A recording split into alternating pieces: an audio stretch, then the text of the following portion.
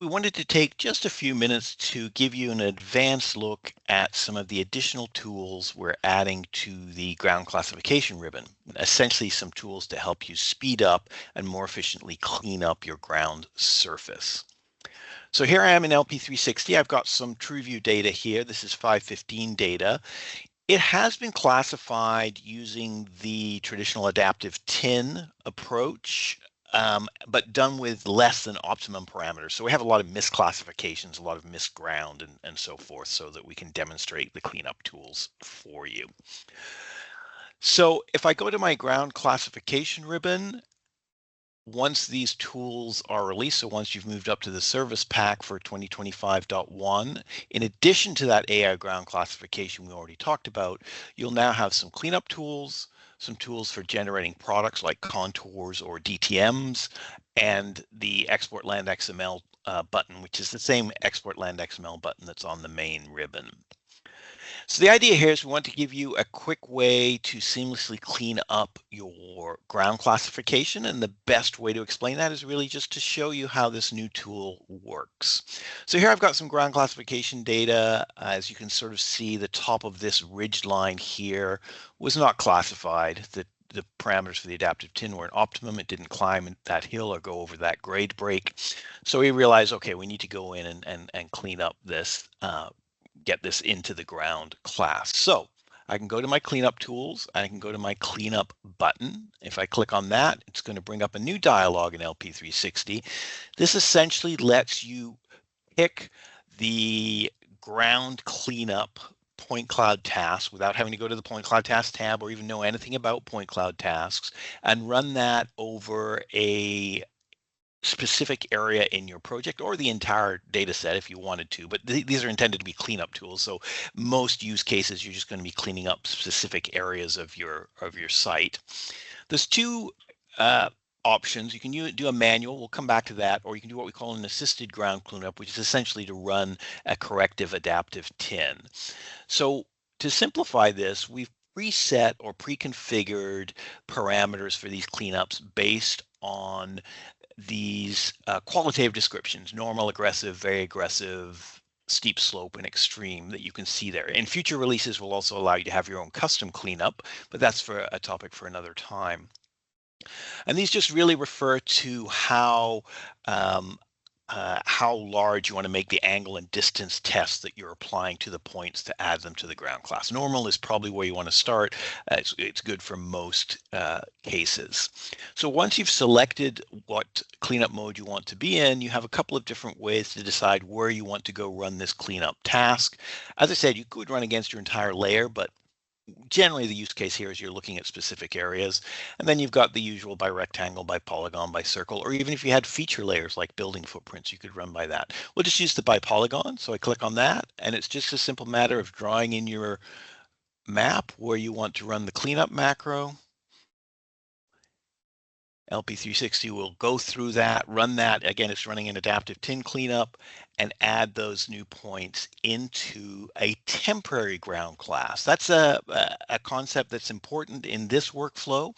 We found from working with technicians who are doing a lot of production work that often when they're doing the QA/QC or cleanup of the ground, they don't want to just immediately add the points to the ground. They want to say, okay, these points should be in the ground, but often there's a review process or another technician has to okay those edits. So they wanted to put them in a temporary class. In this case, we're using class 20, and they're showing up as blue. And then the idea is that once those edits have been approved, or yes, these are good, we'll go ahead and commit them into the ground class. So you can move through your project. Obviously, I would do the entire ridge line here if I was doing this. I'll just do a couple of sections so we can sort of see how that works. Continuing to add and clean up my data. I can move through my project, of course, looking at different areas. As I mentioned, this was classified with less than optimum parameters, as you can probably tell. Let's go take a look at this area here where we've got a fairly steep gully. We missed the sides here. Now, I mentioned normal is a good place to start, but there are other cleanup modes, particularly when you have steep side banks or steep slopes. Often you want to be fairly aggressive with some of your angle parameters. Again, in this tool, you don't necessarily need to know all the details of that. You can just go select, well, I've got some steep slopes here. I'm going to do this by polygon.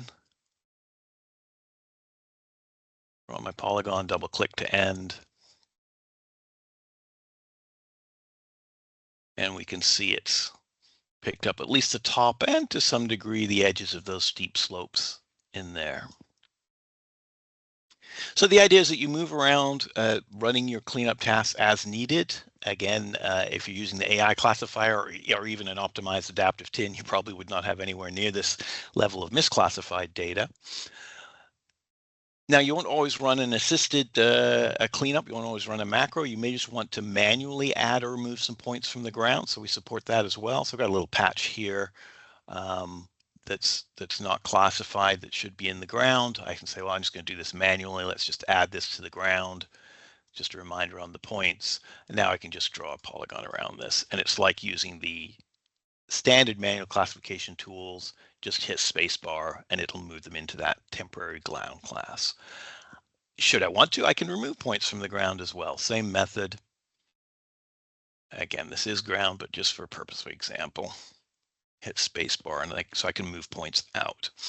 So with the combination of running these cleanup macros, these cleanup point cloud tasks, or doing manual ground cleanup, you can move through your data and correct the vast majority of your misclassifications just using this new ground cleanup dialog. You notice the ground cleanup dialog will stay up as I move through the project, so this you can keep up and active as you're going through your cleanup.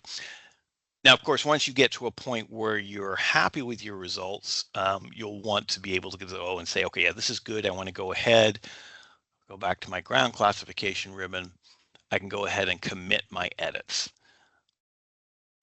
You don't always, when you're doing your cleanup, end up with a result you like. Like, for instance, just for an example, let's say I decide, oh, this isn't really something that I wanted to do, or these edits weren't correct. So we do also have a reset button here. So if I wanted to, I could come in here and say, okay, I don't like my edits or edits in a particular area. For instance, I want to reset these edits, draw a polygon around here. I can move those back into default. So you can reset, because we understand, especially on larger sites, you may want to review edits and may decide that some of them were good edits and some of them weren't, and want to undo them before you commit. So you do have the reset button. And then when you're finished, when you're happy with the results, you can go ahead and run the commit edits. And that will go ahead and move all of your temporary ground into your ground class.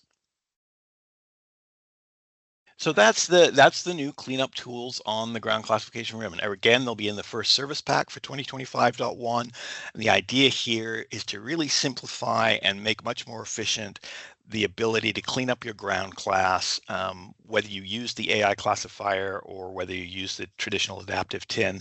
You can now start cleaning up your ground surface very quickly, very easily, without having to go into all sorts of different point cloud tasks and so forth. It's also very effective for technicians who may be new to LP360 because you can focus on the task, not the tool. The other two buttons I'll just show you here to wrap up that you'll see are the generate products and the export land XML. Export land XML has been in LP360 for a while now. It's just exactly the same tool as from the export on the project ribbon. So we'll skip over that. Generate products is a new button. If I click that, it's going to bring up a dialog which essentially is a streamlined version of running the export wizard, but similar to the way the cleanup tools remove the need to understand your point cloud tasks or configure lots of settings and parameters. This does the same for your export wizard when you want to generate certain products, for instance, contours.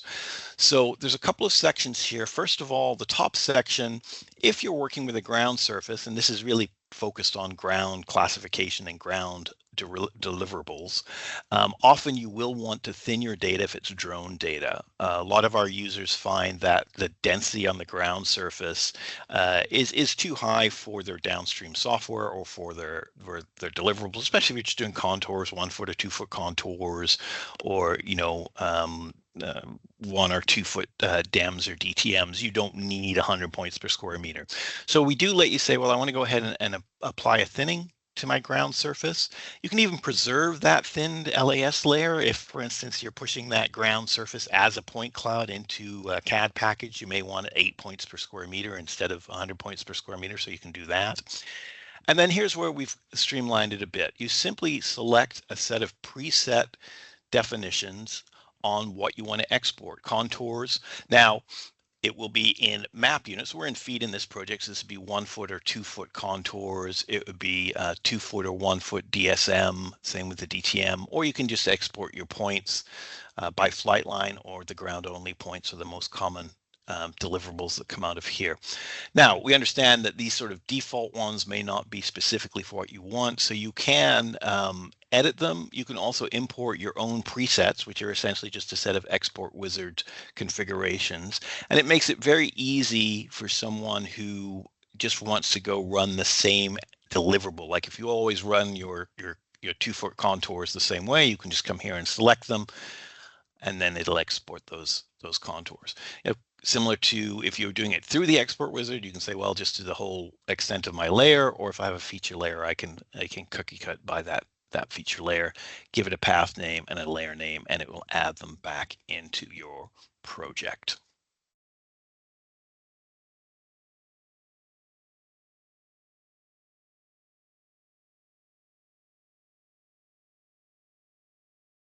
I'll go through here. I'm just going to put these in a temp folder for now. And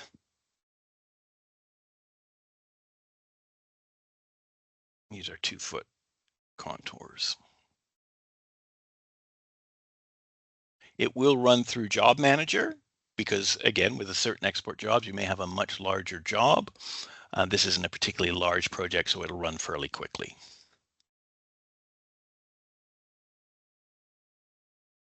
Once the job completes in Job Manager, you do need to come to Job Manager, select the job. You notice the different subtasks here. It did the thinning and then the filtering, and of course generated the contours.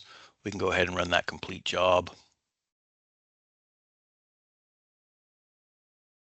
And there we go. So now we have our product generated and in our project. So that's the generate products dialog. So that adds the last step along the ribbon. So you can generate your ground class initially with the AI ground classification. Of course, you could still do it the traditional method with the adaptive tin, but the AI ground classification, I really recommend people try that. We do think it is a more efficient, faster way to get you to that final clean ground surface. There's always going to be some need for editing and cleanup, even with the AI. So you have some nice cleanup tools here that you can use seamlessly. Once you're happy with your edits, you can either undo some of the edits if you don't like them, or redo them. But once you're happy, go ahead, commit your edits, and then run your generate products to kick out your contours or your DTM, all on a single ribbon, the ground classification ribbon.